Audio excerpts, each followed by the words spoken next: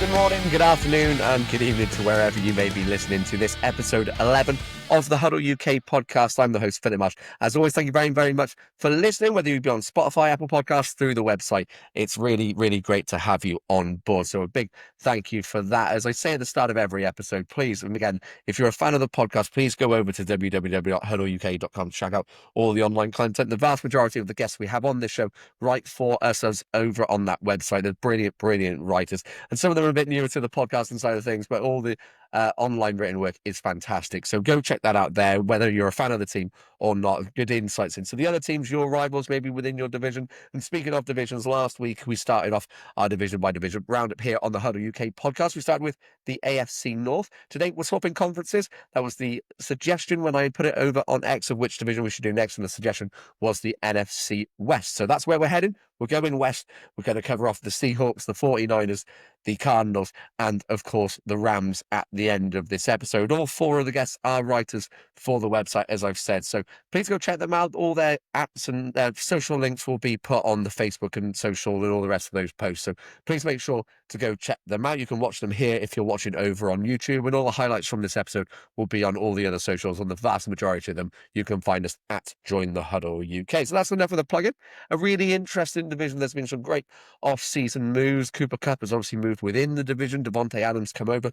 New quarterbacks in town as well, like Sam Darnold. So plenty to get our teeth stuck into, and some early picks or early-ish picks in the first round for these teams. The 49ers are going to be at 11, Cardinals at 16, Seahawks at 18, and then the Rams, of course, getting through to the divisional round. They're down in the 26th pick, but lots to be talking about. Lots of holes on the rosters need filling for these teams. A couple of the teams in particular have a lot of holes that need filling. So we'll get into all of that and hopes and dreams for the 2025 season. As I said, thank you very, very much for joining us. We're going to kick things off today. We're going to go right to the northwest of the country, up to Washington, and start with the Seattle Seahawks. Well, kicking us off this week is the Seattle Seahawks in the NFC West. And joining us to talk all things Seahawks is the HuddleUK Seahawks writer, Peter Quinn. Peter, thank you very much for joining us. How are you doing today? Yeah, brilliant, thanks. Really looking forward to having a chat with you. Yeah, I love the Seahawks. I'm a Chargers fan by trade, but as a result of being forced to watch every Grey's Anatomy episode by my fiance, I feel like I have a random connection with Seattle, and the Seahawks would be my default backup team. I always had to point out Lumen Field on every single introduction, which winds her up. So I have a love for the Seahawks, and particularly for JSN, but we'll get onto that in a moment. I want to talk all the things off-season with you, and Seahawks, one of those teams where the quarterback's change is quite apparent this offseason. Let's start with the new guy in, Sam Darnold. Are you a believer in last year's revival? A little, yeah. I think with Geno Smith and Baker Mayfield, you've seen guys who have potentially struggled a little bit when they first come into the league go on to make good careers for themselves. But yeah, I personally feel like it's a step down from the quality Smith was providing over the last couple of seasons. But obviously it's a touch younger, so it's there's more long-term potential there, and it seems to be quite a team-friendly deal that they've got him on as well. So if it doesn't go well, they will have almost an escape route, I suppose. Yeah, because I don't think many people gave the Vikings a hope when JJ McCarthy went down last preseason. I think everyone was sort of like, "Oh, Sam Darnold, here we go. What can he do? Can he do anything?" And until the last game of the season, the regular season that was, they were the number one seeds in the NFC. I know he was run ragged by the Rams then in the playoffs, but I guess there is positive signs. As you say, a younger quarterback on a 3-year deal. There must be positive signs or hopes, I guess, for the future for the Seahawks now. Definitely, and I think even he showed it against the Seahawks last season. He led a late game-winning drive against us, which as far as I can tell, is up there with one of the best of his career so far. And that's something that the Seahawks have relied heavily on, in recent years, whether it's been Russell Wilson, Geno Smith, Drew Lock even had a game against the Eagles where he led a late game-winning drive. The Seahawks always seem to end up in these close games. So having a quarterback who excels late in matches is something that's really important, and Darnold has done that a few times. I think, as you say, the Vikings were far better than almost anyone expected last year, and I think I'm interested to find out how much of that is Darnold's quality and how much of it is just excellent coaching that they've got up there in Minnesota. Yeah, Kevin O'Connell got the best out of him for sure last season. I love the name Drew Lock. I don't know why, but I just kind of feel like in 10, 15 years' time, it's going to be a brilliant pub quiz answer on like Pointless or something like that. It's all like, oh, Drew Lock, do you remember him? Um, not to disparage Drew Lock, anyone who starts a game in the NFL deserves a whole bag of credit. You said you think Darnold's a step down from Geno Smith. Geno Smith's now 34. I thought getting a third round pick wasn't necessarily bad value for the Seahawks. I think so, and I think often you see these situations where quarterbacks fall out of favor, and suddenly so for example, Kirk Cousins or even Deshaun Watson, guys who end up almost being a burden to their franchise if something goes wrong.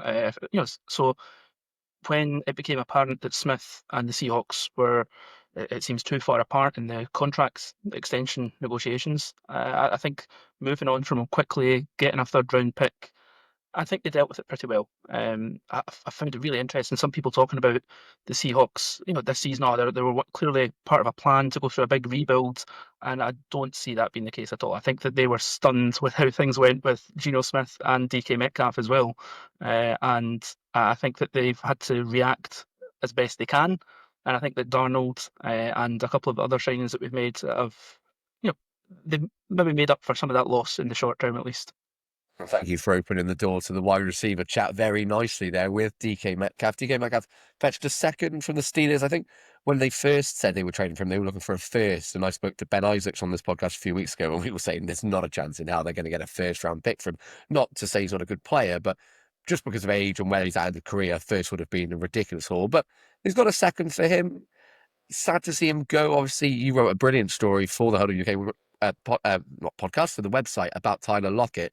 So it feels like a bit of a double whammy, a strike to the heart, though, for Seahawks fans to lose both in the same offseason. Absolutely, yeah. It's understandable that so many Seahawks fans were thinking doom and gloom. When you lose Lockett, Metcalf, and Geno Smith as well, in the space of just over, it was just under a week, I think.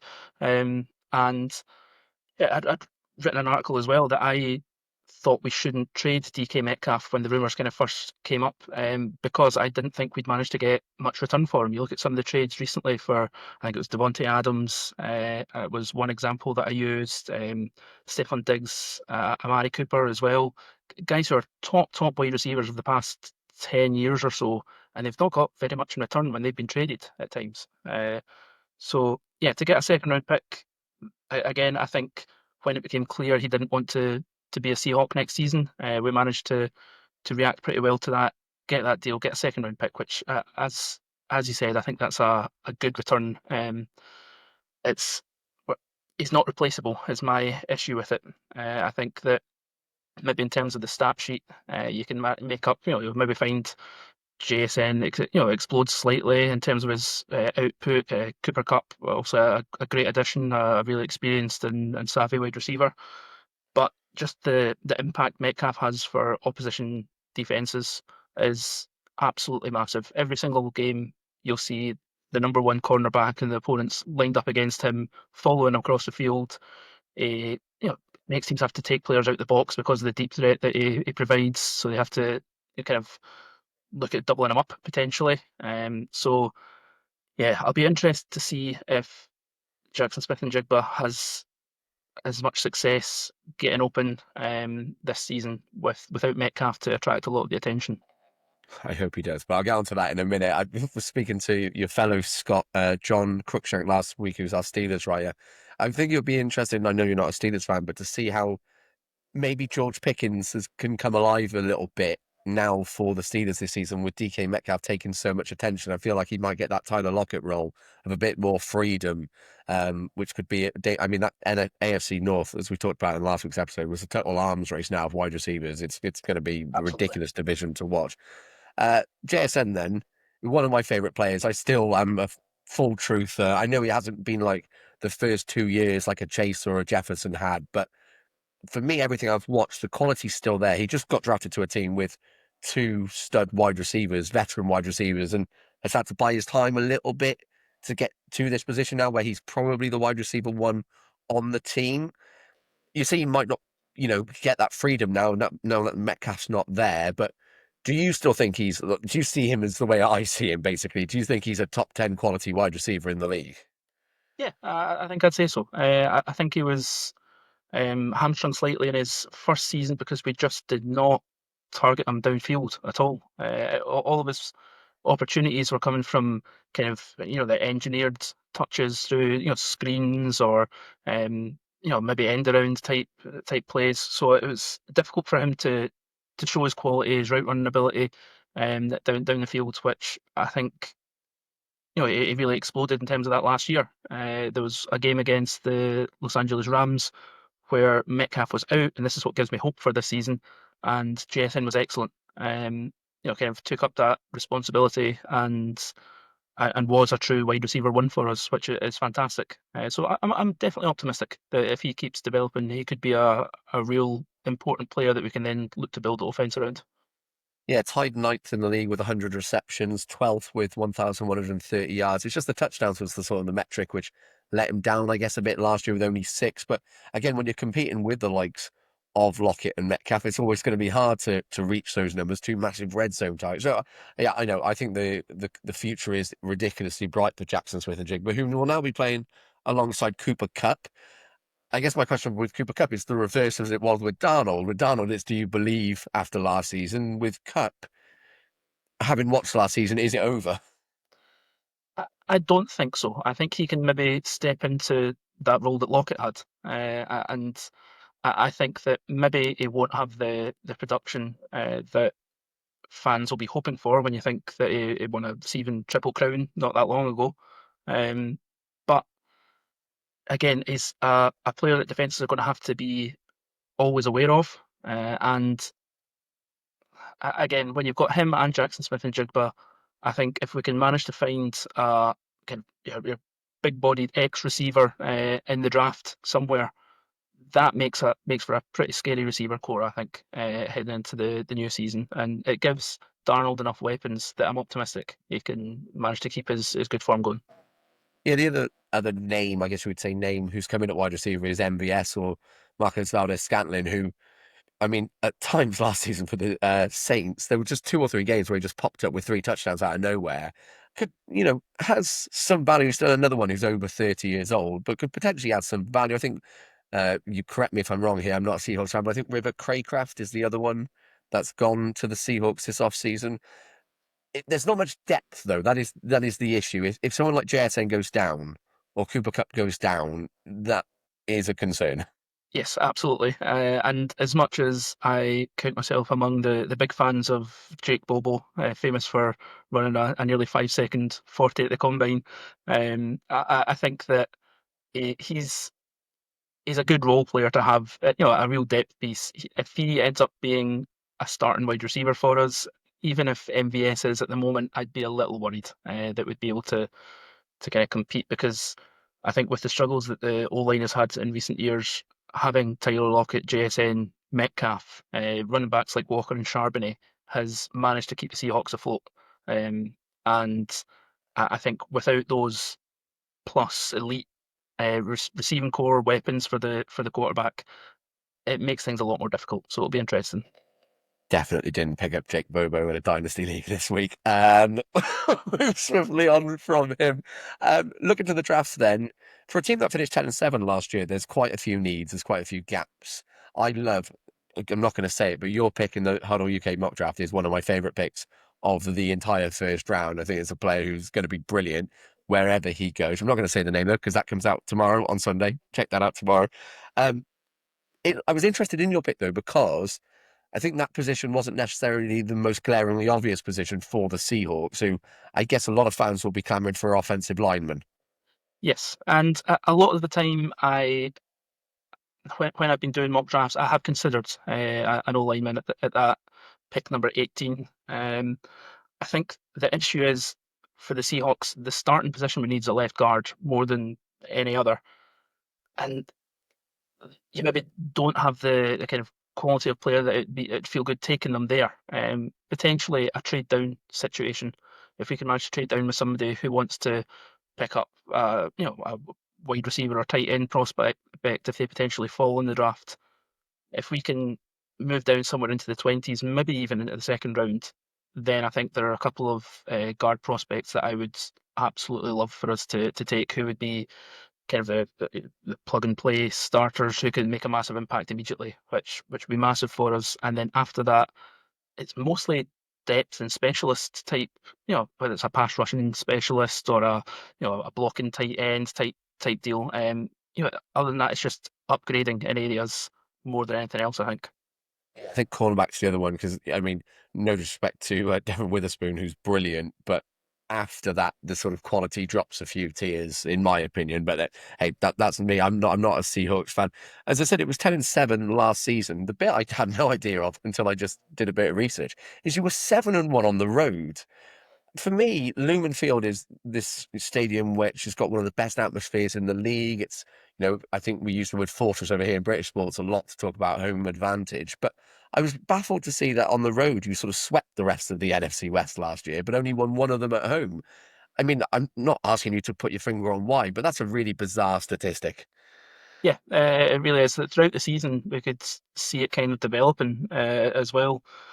There's been a lot of discourse among the support around the atmosphere at Lumen Field last season not being as good. I know that another couple of franchises have mentioned this sort of thing as well, with tickets being sold to away fans or kind of resold near the time of the match. So often it didn't sound like the home advantage that we've had before, potentially with generating however many false starts every game, making it a nightmare for the opposing quarterback. That wasn't really much of a factor this year at all. And over the last few years, for the most part, we've actually been quite good um, playing early games on the East Coast. It's been quite a random feature, but Pete Carroll's last couple of years and then last season as well, it's been something that we've excelled at. So hopefully that can continue and we can manage to solve some of these issues at home because, yeah, it was a real problem last season, and I think that played a big part in some of the fan base becoming disillusioned with whether it was Geno Smith or with the front office, even in terms of the moves that they've made and stuff. I guess it's easier to fix home form, is it, than away form? I don't know. That's such a, I guess, a cliche from an outside perspective, but it feels like just, get the loyal fans in, the home fans, make a bit of atmosphere, do some incentives at your home ground. If you're winning away from home, that's great.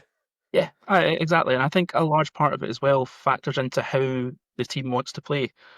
So there's been a lot of talk in recent years about, oh, we want to be one of these hard-nosed, run the ball, wear the opposition down, win the time of possession, and be really solid on defense. I think if they can manage to get back to that sort of mentality, that fires up the crowd. If you're able to, kind of constantly be physical, wear down the opposition, and place, in particular, some really solid defense, I think that energizes a fan base.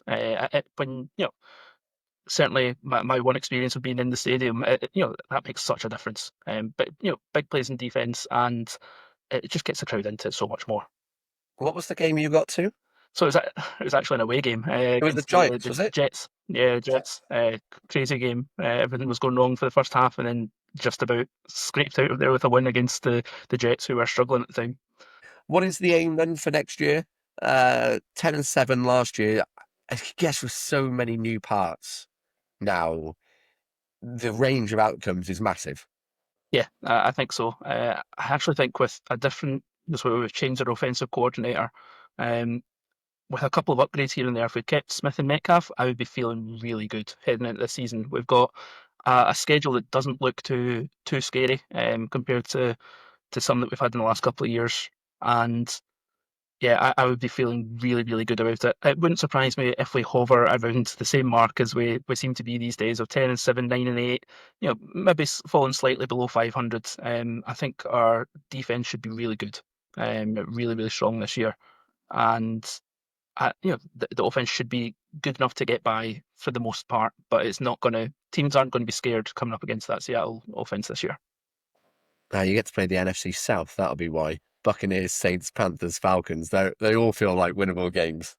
Yeah, although we did get swept by that division last time we played them, I'm pretty sure, and they weren't that strong. It wasn't that strong a division at that point either, I'm sure. Um, Oh, I shouldn't have mentioned anything. Hopefully, that's not a bad omen. Well, Peter, thank you very much for joining us. Great to talk all things Seahawks, as I said right at the start, it's a team I do look out for. So I hope it's a good season. I was that close to buying a JSN jersey. I'm not even joking. The other day. So good luck to him. Good luck to you. And thank you very much for joining us. Thank you. Love this. So that's the Seahawks ticked off. Now we're going to move on to the 49ers, and we're going to hope that Matt McDonald, our HuddleUK 49ers writer, gets through this chat. It's not going to be the most fun chat of all the off-season teams. The 49ers might be the most depressing of them so far, but Matt's our longest-standing Huddle writer. So, Matt, it's good to have you on. How are you doing? Yeah, really good. Thank you. Yeah, really good. Been obviously really enjoyable writing for the site since around October, November time, I think it was. And yeah, really good to kind of contribute in a different way. So yeah, good to be on. Excited. Looking forward to it. Yeah, it's good to have you on. The 49ers, I had a few bets on them last year to win the division. I think they were most people's pre-season favourites. Everything went wrong that could have gone wrong last year. Yeah, absolutely. And you're kind of almost took the words out of my mouth with that. I went in as well thinking I was really confident at the minimum that we'd win the division. And, you know, from that, you're in the playoffs, see what happens. The year before, obviously, brilliant Super Bowl run. You're never quite sure. You know, it takes a lot to get to the Super Bowl. We're never quite sure if you'd get all the way back. But at the same time, yeah, like you said, I was confident we'd win the division. I thought, to be honest, going into the season that we were the best team in the NFC. But like you said, everything that could have gone wrong did seem to go wrong. A lot of injuries, and yeah, I think from kind of week 2, I think we lost to the Vikings on the road, and at that point you wondered whether things were all quite right. A few more injuries came down the road, and yeah, it just unravelled. And in the end, I think some of my pieces for the site probably reflect this. You were just desperate to get to the end of the season, to be completely honest. It was a bit of a slog. What we were expecting to be reasonably positive ended up pretty depressing, to be completely honest. Yeah, one of your stories, I've just got it up here, was from early December. The opening line is one player shot in the chest, 2 players losing newborn or very young children. It's this what you'd expect to be spread over a lifetime of tragedy happened to one sports team in 1 year. As you say, everything that went wrong, and you know that's besides on-field sort of injuries and football stuff. It was just a horrible year really for the 49ers. I guess in a way, even though the offseason has been tough, it's nice to kind of start afresh in a way now in 2025. Yeah, absolutely. I think, like I kind of hinted to the last little bit I did, you were just desperate to turn the page over. That 2024 season was a real slog, like I said. We go into this draft with a good number of picks. We went into the off season thinking that maybe a little bit of retooling, and we might be ready to have a bit of a go back. You look at what the Eagles did last season as well. I think a lot of 49ers fans have tried to take that as a bit of inspiration. Yeah, I'm sure we'll get into it. But the off season, I was very, very happy when the off season arrived. Put it that way. Maybe things haven't gone quite to plan since then. But yeah, 2024 being in the rearview mirror is something that I'm very happy with, to be completely honest. So let's talk through some of those off-season moves. They've not been, I guess, on the whole, the most positive. When Mac Jones as the backup quarterback is one of the more interesting names to talk about, that sort of sets the tone. But Brock Purdy has been very good. I mean, for a Mr. Irrelevant, exceptional. And Mac Jones, when Trevor Lawrence went down, arguably the Jags played at a similarly consistent level. So nice to have that depth, I guess. Yeah, it is. And I think with Mac Jones, there's always going to be that story within the 2021 draft when we ended up taking Trey Lance 3rd overall. There was a lot of talk that it was going to be Mac Jones, obviously. And I think that's kind of never been shaken off. And I do get the impression that Kyle Shanahan especially was a fan of Mac Jones. So there's that element of it, that he kind of gets to coach a quarterback as the backup, who he's obviously liked for a while. You've got what happened with Sam Darnold. He did a year as backup for the 49ers and went on to have, it ended not the best, but he had a really good season with the Vikings.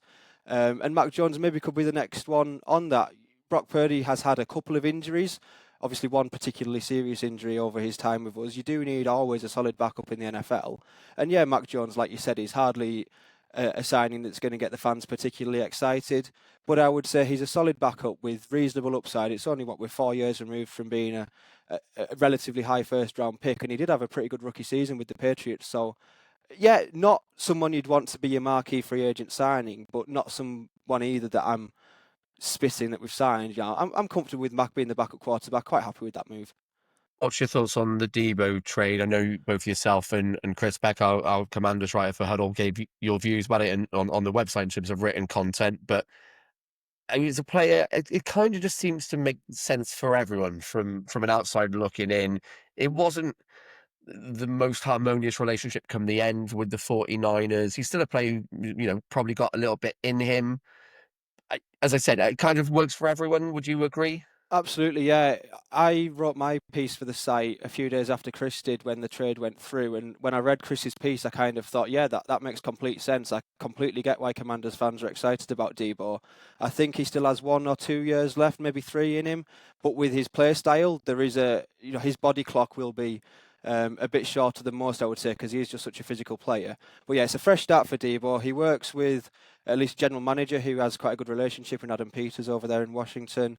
Like I said, a fresh start, but also, yeah, that relationship had started to sour. And I think my piece for the site really kind of tried to take us back to when he was such a foundational piece for us. That 2021 season was incredible. And I kind of want to get back to that's what we should remember Debo as. He gets a fresh start, and I think before it got complete, I don't want to say like toxic or anything like that, but before that relationship turned completely sour, he gets a fresh start.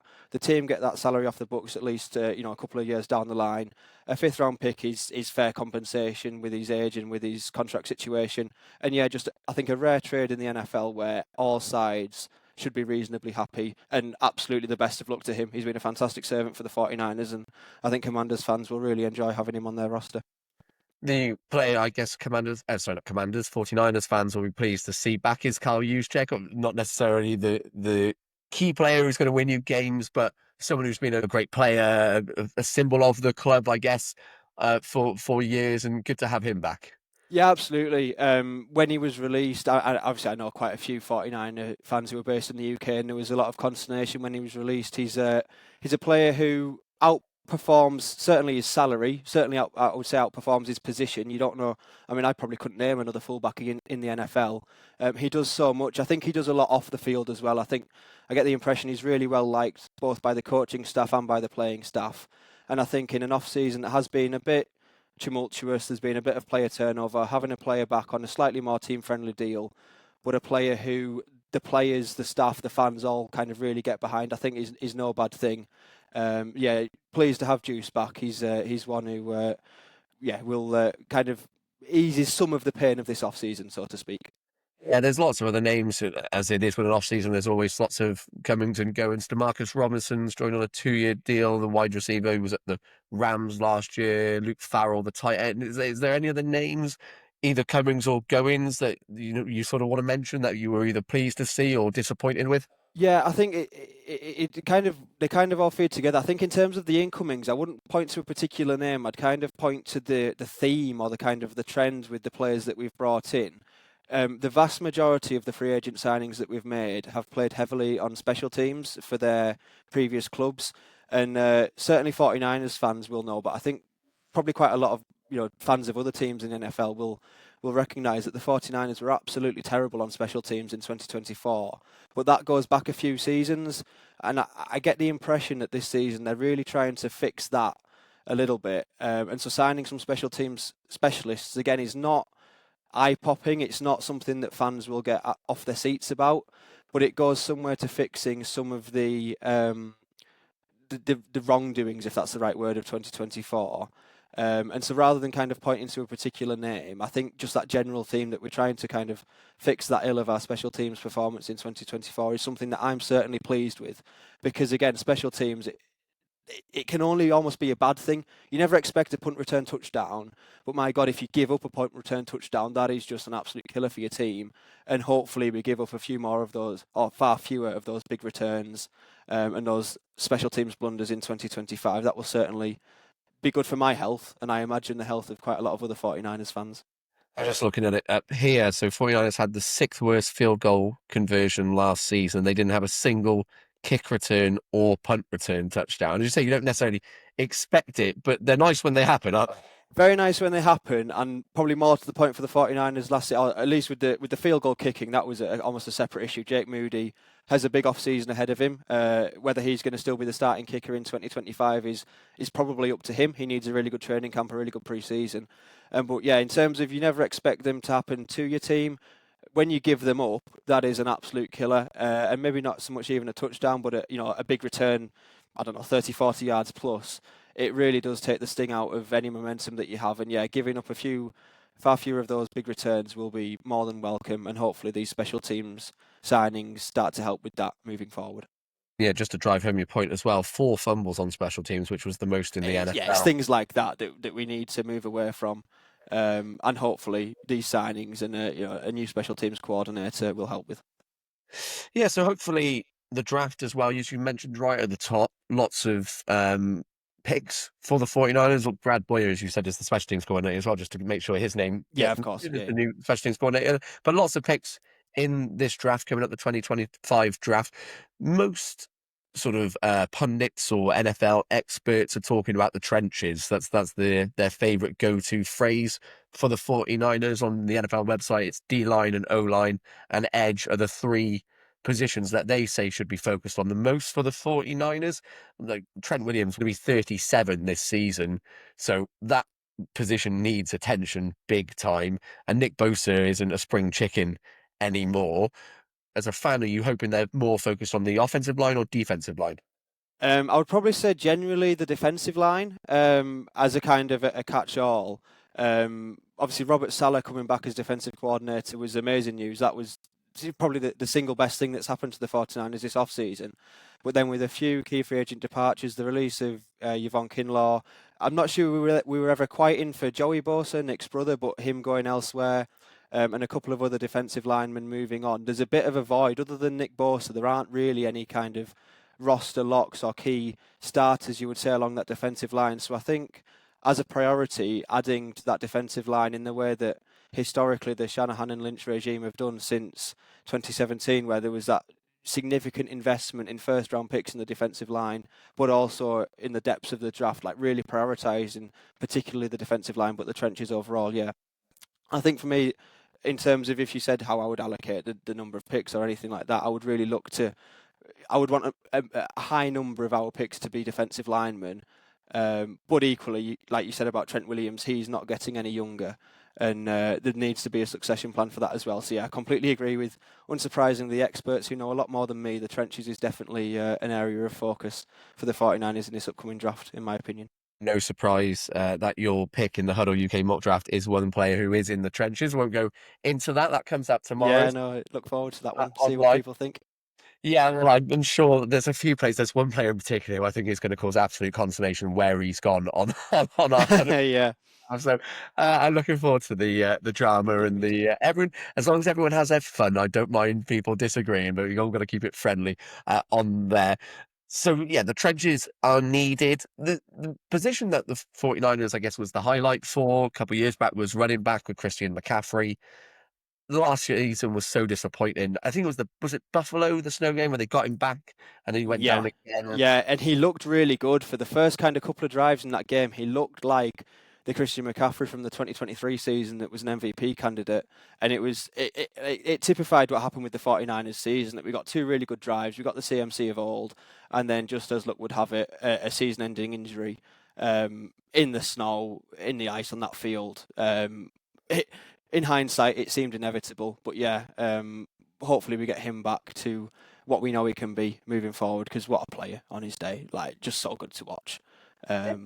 Did Jordan Mason go down in that game as well, or am I? Yes, he did. Yeah, Jordan had a really good start to the season, and then he got banged up in the Seahawks game, which was kind of in the midpoint of the season. And then he came back as well in a similar game. I think we ended up, Isaac Guerrero got a bit of run towards the end. He was another one who went down with an injury. We ended up with Patrick Taylor starting, I think it was in week 17, who was the 5th string running back. And, no team's going to have success, especially a team who is predicated on running the ball 40 times a game. You are not going to have success in the NFL with your fifth string running back. Mason's obviously moved on.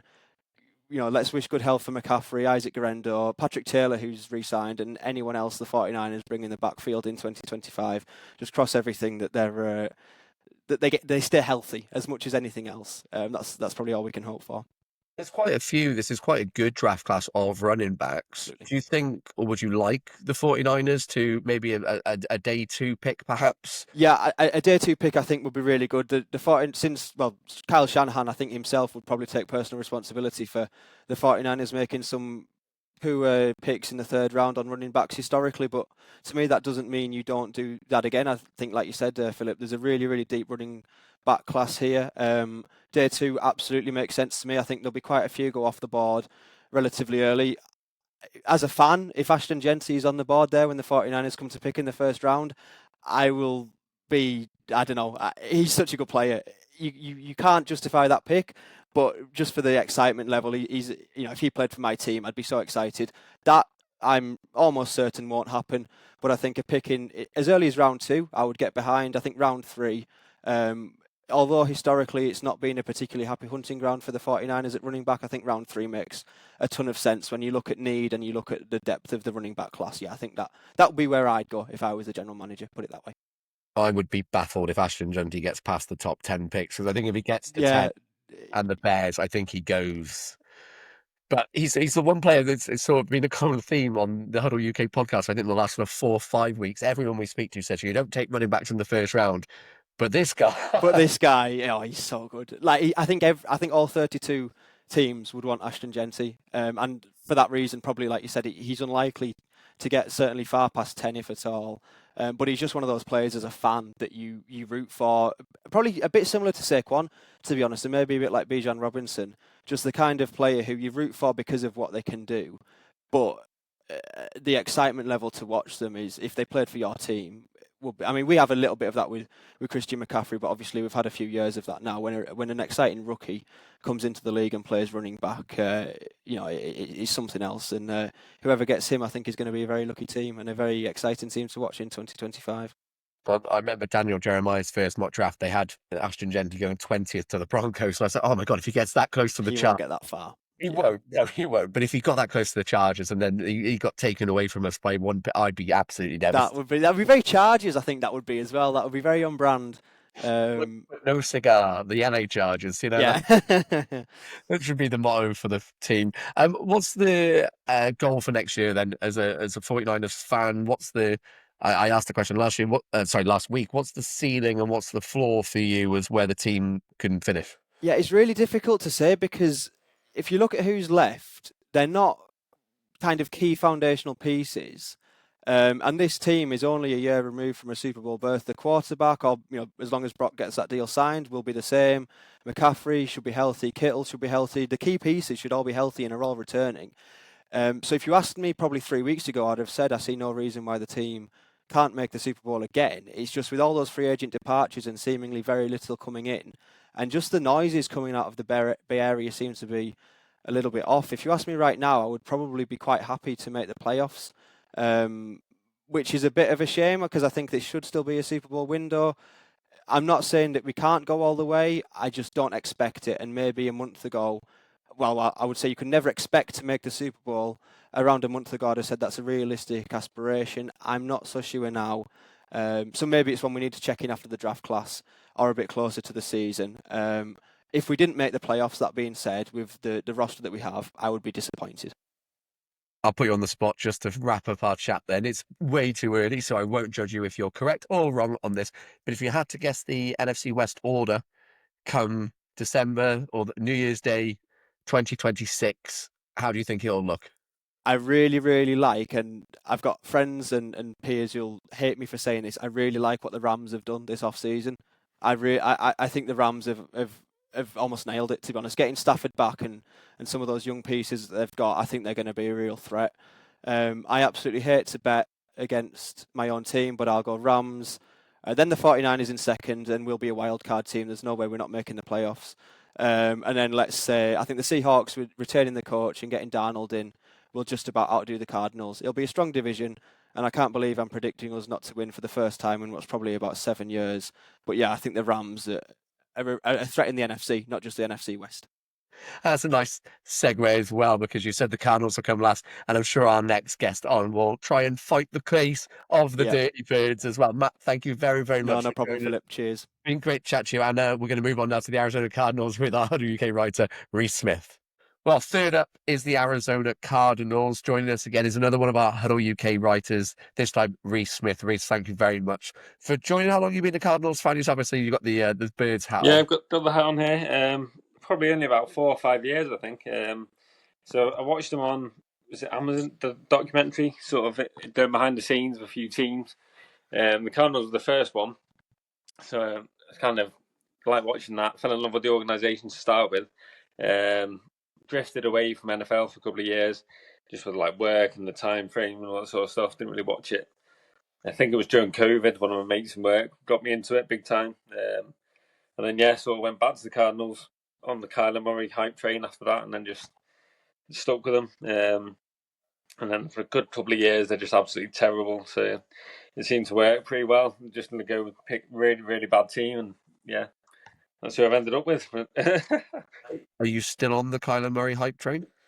Just about, I think. Yeah. I think I hate to say it because he is the franchise QB, but I think this could be, last chance saloon for him. Really, I know he's had major injury in the year before last. I just kind of think, from watching him, sometimes he could do a lot more. His sort of presence in the pocket is good. His run game's amazing. Whether it's his protection, I don't know, but I just feel like when you count on him, sometimes you just can't get it done in those big moments. Well, I'd like to see him play with obviously a bit better protection in front of him. We'll see how he gets on, but whether at some point they'll have to sit down and say, look, maybe it is time to move on from him. I don't really know what direction they'd end up going with, but we'll give him another full year, full fitness again, and we'll just see how we get on, I suppose. Yeah, I think full fit Kyler Murray is great. I still believe in the talent there. He's just a frustrating player at times. Yeah. The Cardinals are one of the teams this season where the offseason has been mainly focused on the defense. Josh Sweat's the big sort of marquee name that's coming. Yeah. The defense had issues last season, it's fair to say. Yeah. Yeah, but a few little additions. I know Tomlinson coming from the Browns as well.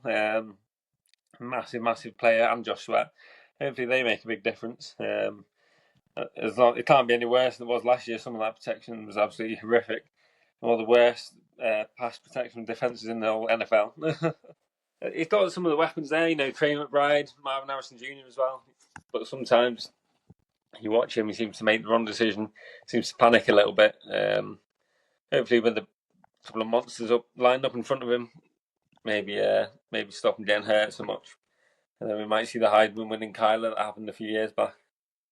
Yeah, the offensive line seems to be the consensus among NFL pundits where the Cardinals should look to draft. There's a lot of names. I know in one of the more recent drafts that I read, Calvin Banks was the player who was linked. I'm not sure if he'll get down to 16th in the draft. I know you also in the HuddleUK draft, you've picked a wide receiver. You think that kind of could do with some more help out wide?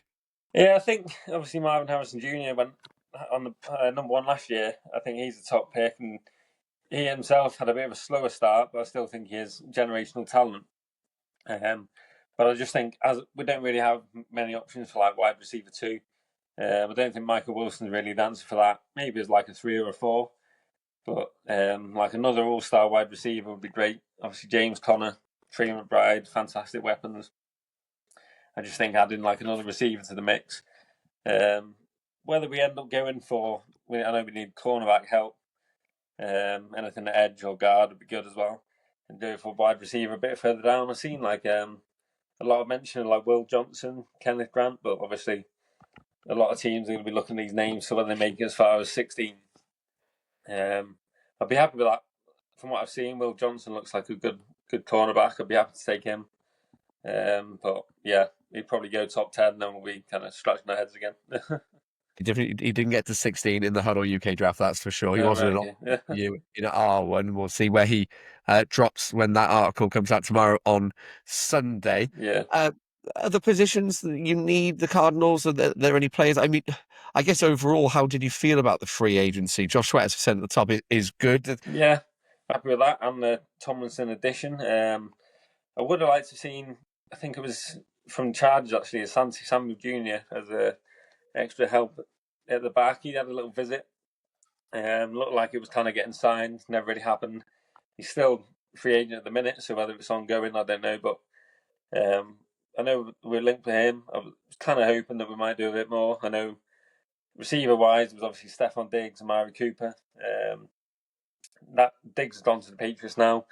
Don't know about what sort of money Cooper's after, or if it'd even suit the sort of play that Tyler wants. But yeah, it wasn't too bad because normally Monty does not a lot at all. So for him to turn around and sign the Super Bowl winner a week into it was quite, a big surprise for the Cardinals fans, I think. But I've seen quite a lot of, I don't even know why, but a lot of negative press about the Josh Sweat signing. But from a personal point, I was made up with that. I thought, especially working on the Gallon that he did at Philadelphia, he put up some monster numbers under him there. So fingers crossed he can replicate it again this season.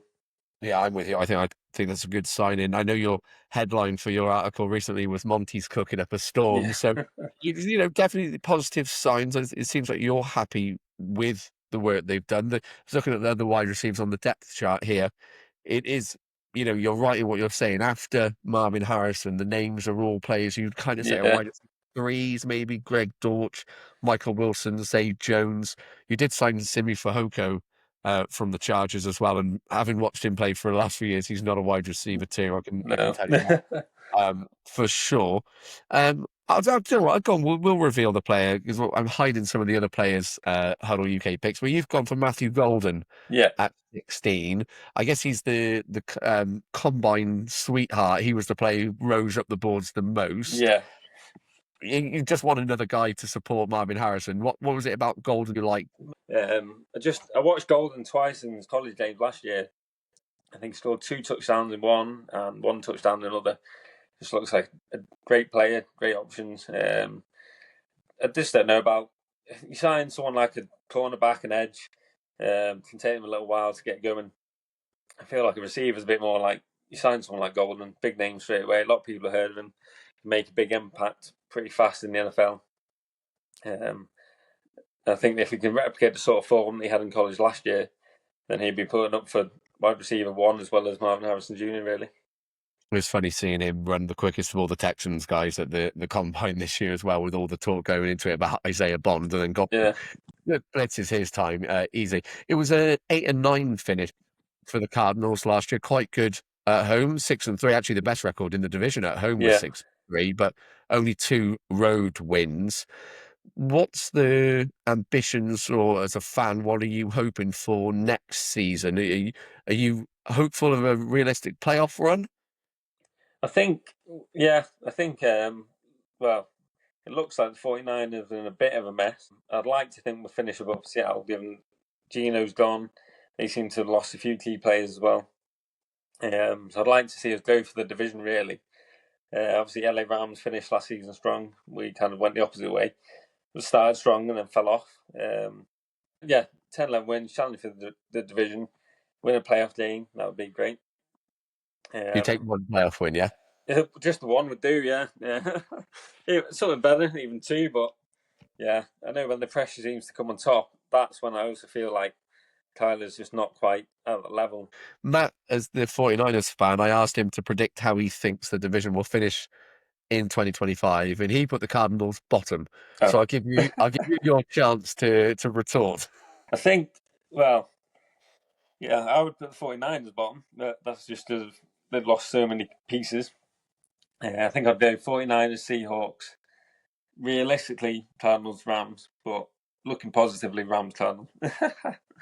I'd like to see us really challenge for, I can't see a stage where the 49ers are going to be quite as weak as they are right now.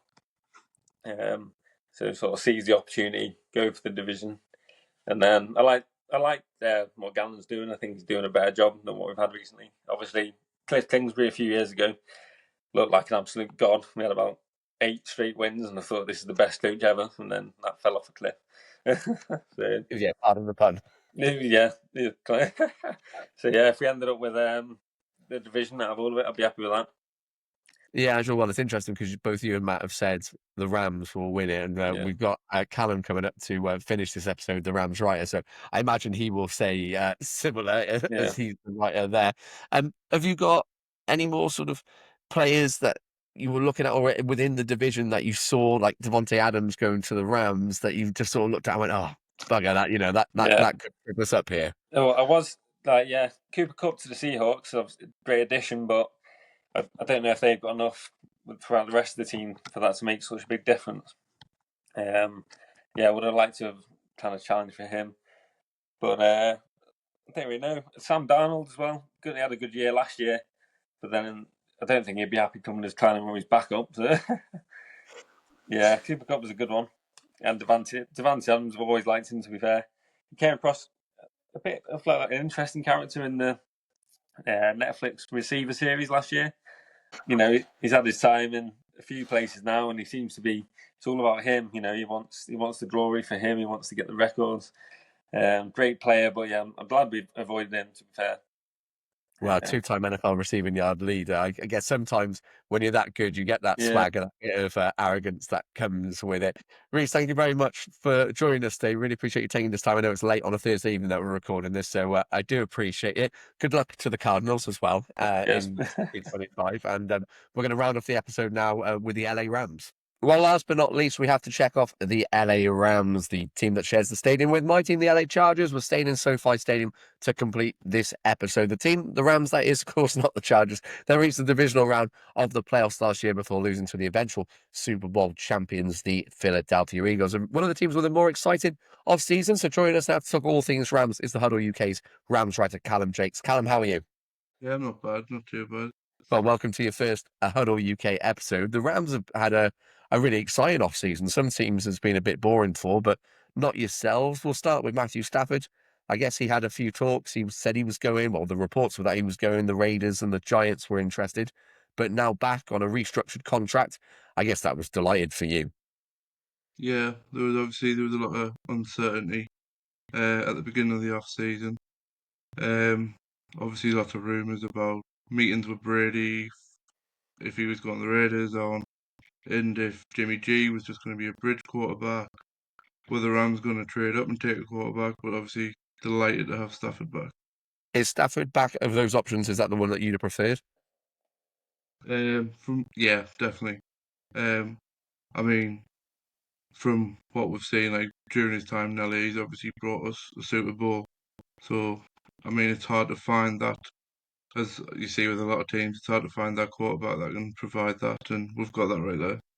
Where do you think he ranks currently among quarterbacks in the league? Obviously, he's a bit older than some of the new hot shots coming through, like your Jaden Daniels. But which quarterbacks would you say, as a Rams fan, dream scenario now, unrealistic, but if you could take any quarterbacks in the league, which ones would you have over him?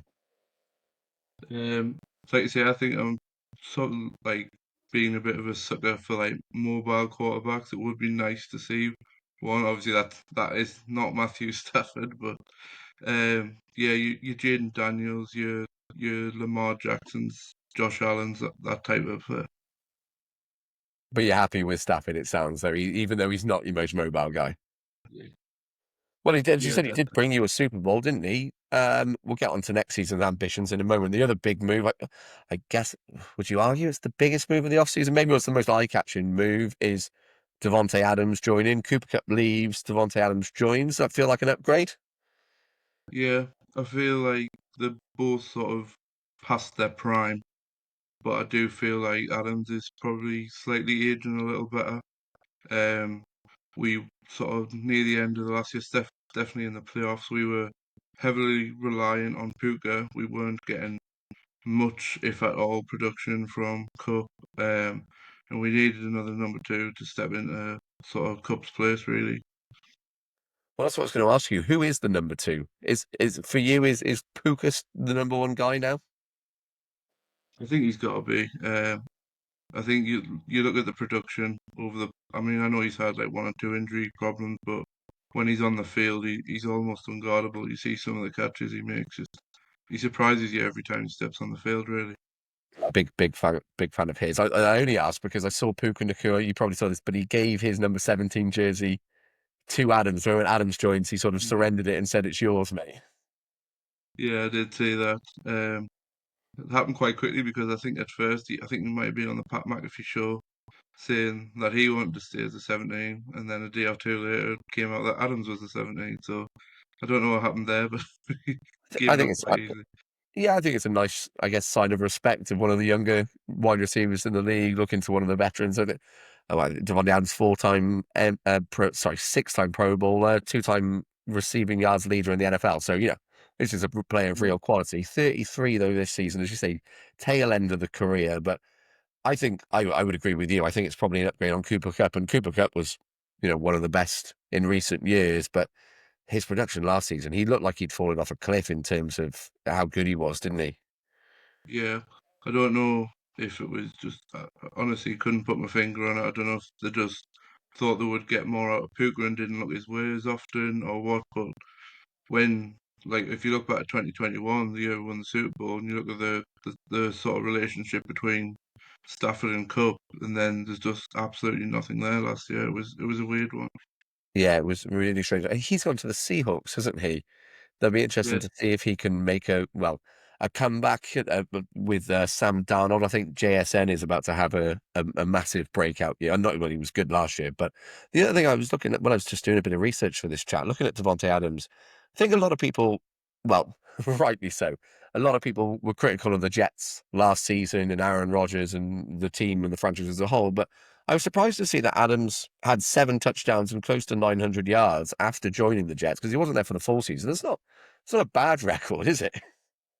no, it's not a bad return, especially considering what what was going on in New York. There's always something there, isn't there? Yes, it's never a quiet day or boring day, I guess, with the Jets. It'll be interesting to see how Fields gets on there this season. The other signing, I'm not sure how nitty gritty you like to go when it comes to the Rams, but we've also signed Poona Ford, who stays in SoFi, who came from us. I was really, as a Chargers fan, was really gutted to see that move. I think that's a really, the Rams have got so many unspoken heroes, I guess, across the team. You've got your Pukas, of course, but there's some real depth in that team. And I think Poona Ford's a brilliant signing. Yeah. To be honest, it might be an unpopular opinion here, but I think it might be just as important as Davante Adams, really, because I think if you watched us in the playoffs or even in the regular season game against the Eagles, Saquon Barkley, he ran all over us twice over, and that was our biggest sort of weakness was our run defense. So to have someone the stature of Poona Ford in the middle, it should be a good front line. I know I've mentioned this on about 3 other podcasts, but I just love the stat that last season Saquon Barkley had 4 touchdowns of over 50 yards just against the Rams. That was the single season record was 4, and he did it against one team. Again, over 2 games, but a just wild statistic. And you're absolutely right. I think that signing of Poona Ford could be as impactful or as important anyway to the Rams as someone like Devontae Adams. We'll see if that proves to be the case. Talking of needs, the draft is the next big thing. It's less than a month away. This episode comes out on Saturday, which is the 29th of March. So, yes, some 25, 26 days until the first round of the draft. I'm not going to say here who your pick was in the HuddleUK mock draft. That comes out on Sunday. So if you listen to this episode on the day of release, Saturday, keep an eye out tomorrow for the mock draft. But let's just say you did go for the glaring hole in this Rams team, which is linebacker. Would you be happy with Jalen Walker might go a bit early, but Jalen Walker or Jihad Campbell, both of those guys are the guys the Rams are going to be heavily targeting, I imagine. Yeah, I think we've got to, in my opinion, it was a need last year. Decided not to address it. As you mentioned about the Chargers, you're probably familiar with Troy Reader. He's been on and off the team for the past 2-3 years, and if we want to cash in on this team now to get a second suitable with the likes of Stafford and Puka and Devante Adams while we can, we need to address that middle linebacker spot because I think at the moment we've got Omar Speights and we've just signed Landman as a free agent from the Falcons. They're starters on the depth chart at the moment. Yeah, Jalen Walker's the one who's expected to go probably before it gets to the Rams. Jihad Campbell is in that range around the 26th, 27th player on most people's big boards from Alabama. So, that would be a great addition. The other players, if you just look up online, the sort of Rams needs, the other big sort of positions it talks about is corner, because, I didn't know this until doing the research, but 3 of the Rams' top 4 defensive backs are out contract next year in 12 months. And they've done so well in the last 2 years of finding these brilliant rookies on defense. I wouldn't put it past them doing it again, but they'd need to, won't they, with all these impending contracts ending? Yeah, 100%. I think 1 or 2 may have ended this year. I think they brought back Akello Witherspoon this year. But it's probably another thing that needs addressing, because when you look at them, they are the top 3-4 corners on the Rams. They probably all are decent NFL players, but you don't look at one of them and see them as a true number one corner, because it's something the Rams have lacked since Jalen Ramsey went to the Dolphins. Were you impressed? I mean, that's a silly question. The answer would have to be yes. But I guess with the impact that the likes of the rookies like Jared versus is the main one have had, other than perhaps the Eagles, who had Cooper DeJean and Quinion Mitchell doing it last year, the Rams' impact of the rookies on defense was quite something. Yeah, 100%. Like, I mean, you just got to look at the wild card round against the Vikings, when I think they might have even broke the playoff record for sacks, and that was like all rookie. That D line was all rookies and second year players. That not weren't. I mean, apart from, like you say, Jared Verse was the Rams' first round pick since, I believe it was Jared Goff was the last one before that. And the rest are obviously have just been sort of hidden gems in late rounds. Are there any Jareds in this draft? If the Rams apparently only draft Jareds in the Yeah. third round, I have to see there's a couple of Jalen's, potentially James's, Josh's. I haven't seen any Jareds. I'll have to do a bit of research to see if there's any that the Rams could potentially go for. What is the goal for next season then? Last season, obviously, got to the divisional round, having beaten the Vikings, having made Sam Darnold run around like a headless chicken for 4 quarters. You then reached the divisional round where the season came to an end. Is that the sort of minimum requirement now going into 2025, is to also reach the divisional round? Yeah, I would say so. Especially when you look at the other teams within the division. Obviously, the Niners have lost a hell of a lot. I think the Seahawks, they're probably on par with where they were last year, I would imagine. I think you've got to look at the Rams to win the division and accept nothing less when you see the likes of, obviously, Stafford coming back, getting Davante Adams in. And I think the other thing I looked at is, obviously, it's hard to say, but no one really came as close to beating the Eagles than what the Rams did. Like, the Eagles just blew everyone else out, and I know obviously weather played a big part of that, but the Rams essentially came like 15, 20 yards from beating the Eagles. Yeah, no, absolutely right. The other 3 NFC West HuddleUK writers, what's your message to them as the Rams writer? Is it come and get us, see if you can stop us? Yeah, I would say it again. Like, I think in this sort of, I know the Niners have had like their time as well, but I think under the Sean McVay era, it's like the Rams are probably one of, if not the team to beat in the NFC West. A big thank you to Callum, and a big thank you, of course, to Reece, to Matt, and to Peter for joining us. All 4 brilliant HuddleUK writers. You can go read all of their content over at www.huddleuk.com. Remember, we've got all the content over on the website and all the other social medias, so no bag about it every single week. You can watch the video version of this podcast on YouTube. We'll look at TikTok, Instagram, and all the rest of that for all the highlight reels from this episode. Thank you very much for joining us. That's 2 divisions down. We've got 6 more to go. Tell us on social media which one you'd like to see next, and of course join the Huddle on all the social medias. I've been the host, Philip Marsh. Thank you very much. We'll catch you next week on the HuddleUK podcast.